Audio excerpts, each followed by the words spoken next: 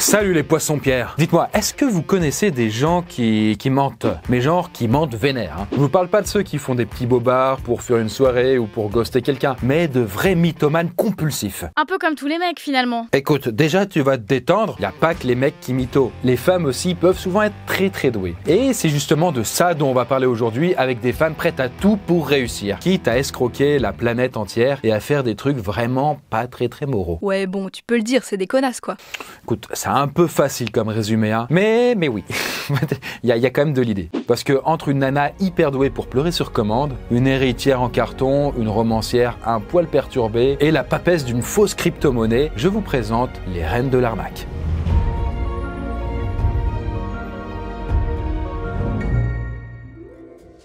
Anna Sorokin. Bon, qui n'a jamais rêvé de vivre comme un riche? Hein? Pas juste avec 3 putains de billets là, c'est des faux, ils sont imprimés. Mais tu sais, genre de dormir dans les plus beaux hôtels, de faire des restos haut de gamme, de se fringuer avec les plus belles marques. Bon, moi clairement, je m'en bats les couilles. Mais une chose est sûre, c'est que c'était vraiment le rêve d'Anna Sorokin, une jeune femme russe qui voulait vivre dans le luxe, quitte à escroquer tout Manhattan. Ah bah, je suis curieux de savoir comment elle a fait, tiens. Et bah, tout simplement avec une bonne dose de culot et un énorme mytho. Parce que alors qu'elle débarque à New York, à tout juste 18 piges, pour un stage, elle va échafauder un plan. Se faire passer pour une riche héritière allemande du nom de Anna Delvey. Et pour ça, eh bien, elle va tout simplement s'incruster dans toutes les soirées mondaines, avec les quelques fringues de luxe qu'elle possède déjà. Et ça, bah, ça marche quand même pas mal, hein, puisque bah, très rapidement, Anna devient super pote avec toute la jet set new-yorkaise. Tout le monde l'adore, on l'invite partout et on la régale. Son escroquerie commence à prendre effet. Non mais sérieux, y a vraiment personne qui crame son petit manège? Bon, en fait, c'est là où Anna, elle est redoutable, parce que personne ne se méfie d'elle. En gros, elle réussit à manipuler tout le monde, y compris ses banquiers, qu'elle baratine à longueur de journée pour obtenir des crédits. Et le pire, bah, dans tout ça, c'est que quand sa carte bancaire ne passe pas, bah, elle trouve toujours des excuses éclatées au sol pour se justifier. En gros, elle disait « Ah, mais ça passe pas, ça marchera plus tard, tout ça. » Et du coup, elle promet à ses potes de le rembourser plus tard. Voilà, tranquille. Elle ne le fait jamais. Sauf que, à force de trop en vouloir, bah à un moment donné, ça finit par lui retomber dessus. Et en 2016, Anna rencontre Rachel Williams, une journaliste qui bosse dans le Vanity Fair. Voilà, c'est un magazine de mode très connu. Et très vite, elle se trouve plein de passions communes. Notamment la moula. Quand même une belle passion, je veux dire, du coup c'est épanouissant, ça permet de trouver un sens à sa vie, quoi. Et donc, bah justement, ça tombe bien, puisque Anna vient tout juste de choper 100 000 $ grâce à un nouveau prêt qu'elle a obtenu à l'aide de faux documents. Donc, elle en profite pour gâter sa nouvelle pote. Ah bah, pour une fois que c'est elle qui régale. Ouais, enfin bon, là tu te doutes bien que ça va pas durer longtemps, quoi. Parce que 1 an plus tard, elle décide de partir en vacances à Marrakech. Et Anna promet à sa copine qu'elle lui offre un voyage tout frais payé. Bon, évidemment, c'est un immense traquenard, puisque très vite, Anna refait le coup de la carte qui passe pas. Merde, voilà.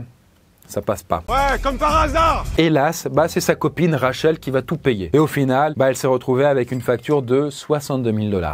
Ça a dû mettre un peu une sale ambiance sur la fin quand même. Et donc, bah en vrai, elle rentre aux États-Unis et elle va porter plainte, son amie. Et c'est ainsi qu'en 2019, Anna Sorokin est finalement condamnée pour vol de grande envergure, avec une peine de prison et une amende de 200 000 $. Interviewée avant son incarcération, voici ce qu'elle répond quand on lui demande si elle a des remords. Donnez-moi les noms des gens et je vous dirai si je me sens coupable.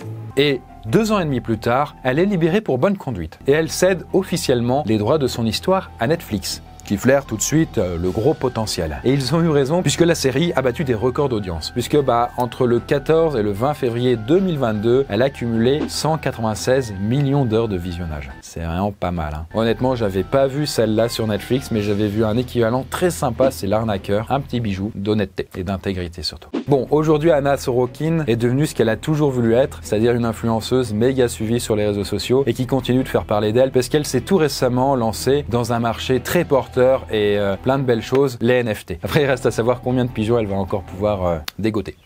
Laura Albert. Vous savez, dans le milieu littéraire, c'est pas rare de voir des auteurs prendre un pseudonyme. Que ce soit pour garder un anonymat, ou alors pour des raisons marketing, ou juste parce que le gars a un blaze un peu trop pourri à la base. Vous voyez, par exemple, J.K. Rowling, celle qui a écrit Harry Potter, elle a pris les initiales pour pas qu'on voit son prénom, parce que du coup, on pensait que ça allait moins vendre, puisque son public, c'était plutôt des jeunes garçons. Bref. En tout cas, parfois, certains romanciers se prennent tellement au jeu de leur nouvelle identité que ça peut vraiment se barrer en couille. Un peu comme ce qui s'est passé avec J.T. Leroy. Parce que à la fin des années 90, toute l'Amérique est en ébullition. Et là, vous te dites, mais pourquoi? Qu'est-ce qui se passe? Raconte, écoute, calmez-vous. Eh bien, justement, on vient tout juste de découvrir un nouvel écrivain, un certain... Attendez, je n'étais pas sûr de lire ce qui c'est. Non, c'est bien ça. Jérémy Terminator Leroy. Non. Leroy, qui s'illustre avec un premier roman coup de poing du nom de Sarah. Et dans son bouquin, il raconte son enfance, autrement dit celle d'un petit garçon devenu séropositif après s'être prostitué avec sa mère toxico. Ah bah yes, grosse ambiance. Bon tu sais, après les histoires trash qui parlent de trucs un peu crus, de prostitution, de vie, d'SDF, machin, ça fait vendre. Et du coup, son histoire marche tellement bien que tout le monde s'arrache J.T. Leroy. Les réalisateurs et les musiciens veulent bosser avec lui. On le réclame même pour faire des lectures publiques. Les fans l'adorent. Bref, les gens veulent rencontrer ce nouveau phénomène à cette vie si difficile. Sauf que petit problème, c'est que J.T. Leroy refuse toute apparition publique, racontant qu'il est sujet à de grosses crises d'angoisse. Mais en réalité, c'est surtout que J.T. Leroy, il n'existe pas. C'est-à-dire? Disons que derrière le nom de J.T. Leroy se cache surtout un autre nom, et c'est celui de Laura Albert, une musicienne pas ouf au passé tourmenté. Et c'est d'ailleurs son psychiatre qui va l'encourager à écrire pour lutter contre ses pensées suicidaires. Et très vite, elle va se camoufler derrière des personnages fictifs, et notamment J.T. Leroy. Sauf que, coup du hasard, elle n'avait absolument pas prévu que son bouquin fonctionne autant, et que toute l'Amérique la réclame, quoi. Du coup, elle va trouver un astucieux stratagème, embaucher sa belle-sœur, Savannah Knoop, pour se faire passer pour J.T. Leroy. Me dis pas que ça a marché, c'est complètement pourri comme idée. Écoute, si, ça a marché. Et en fait, même plutôt très bien. Une perruque blonde, des grosses lunettes, un style androgyne, et le tour était joué. Mais c'était sans compter sur la présence du journaliste Stephen Beachy, qui, intrigué par les comportements respectifs de Laura et J.T., va mener l'enquête. Parce que vous le savez, du coup, les deux, Laura et J.T. sont toujours fourrés ensemble, c'est louche. C'est suspect, ça c'est le guet-apens. C'est louche cette histoire. Et quand il découvre le poteau rose, il décide de tout balancer dans un article qu'il publie sur le New York Magazine en août 2005. Et forcément, ça buzz, on va le dire. Les gens se sentent alors trahis et tout le monde finit par lui tourner le dos. En même temps, elle s'est quand même créé un personnage séropositif à la vie sordide juste pour s'attirer les faveurs du public. Je trouve ça horrible, perso. Ouais, alors c'est vrai que c'est un peu moche. Sans doute que des milliers de fans ont été hyper déçus d'apprendre que l'histoire de leur idole n'existe pas, que c'est du mytho, que c'est une grande farce, Rouya Ignatova.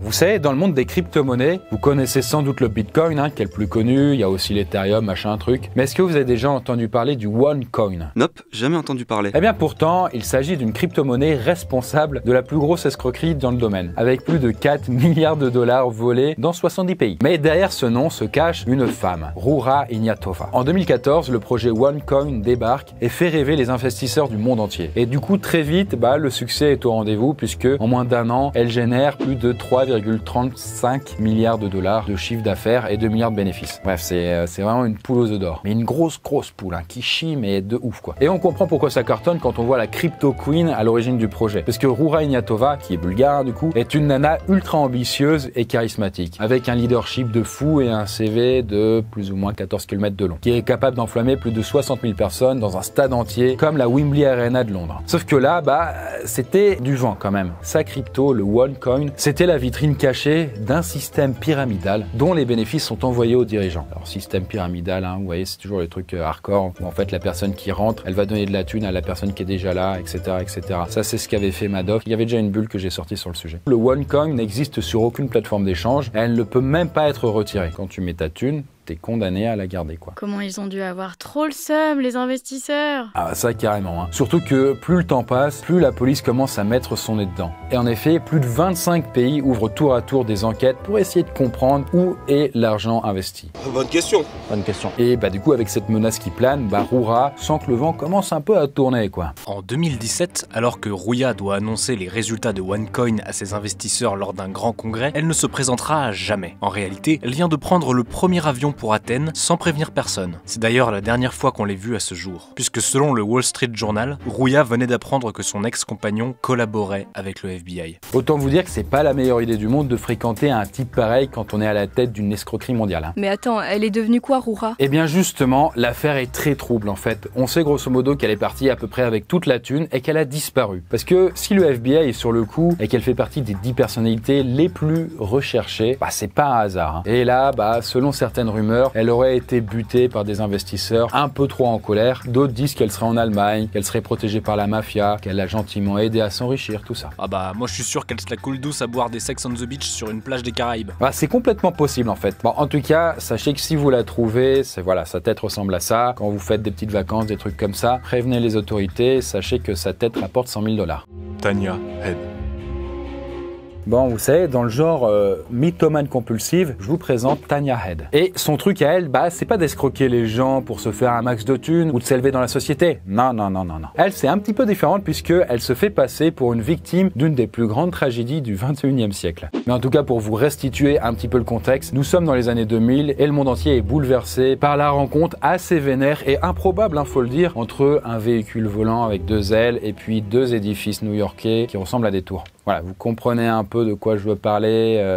YouTube est un peu sensible par rapport à ça. Et du coup, face au chaos et à la disparition de presque 3000 personnes, des groupes de parole se mettent rapidement en place pour soutenir les blessés et les familles des victimes. Et parmi eux se trouve Tanya Head, une jeune femme qui se montre particulièrement convaincante. Elle donne beaucoup de détails, ultra précis, elle chiale parfait moment, on n'a aucune raison de douter d'elle. Et à côté de ça, elle est à fond aussi sur le truc. Elle devient la présidente du réseau des survivants, Survivors Network. Elle donne même son propre argent pour financer des experts spécialisés en traumatologie. En même temps, qui serait prêt à mentir sur un truc pareil? Justement, de plus en plus de gens commencent à douter de la véracité des propos de Tanya. Et puis, pour le 6e anniversaire du drame, un article dans le New York Times fait éclater la vérité au grand jour. En réalité, Tanya n'était pas du tout à New York ce jour-là, mais à sa fac de commerce à Barcelone. Un mytho a sorti son pipeau. Et quant à son prétendu fiancé Dave, qui est mort pendant l'attentat, il a bel et bien existé, sauf qu'il n'était pas du tout en couple. Genre, ils se connaissaient même pas, quoi. Et d'ailleurs, elle a aussi menti sur son nom, puisqu'elle ne s'appelait pas Tanya, mais Alicia. Ah oui, donc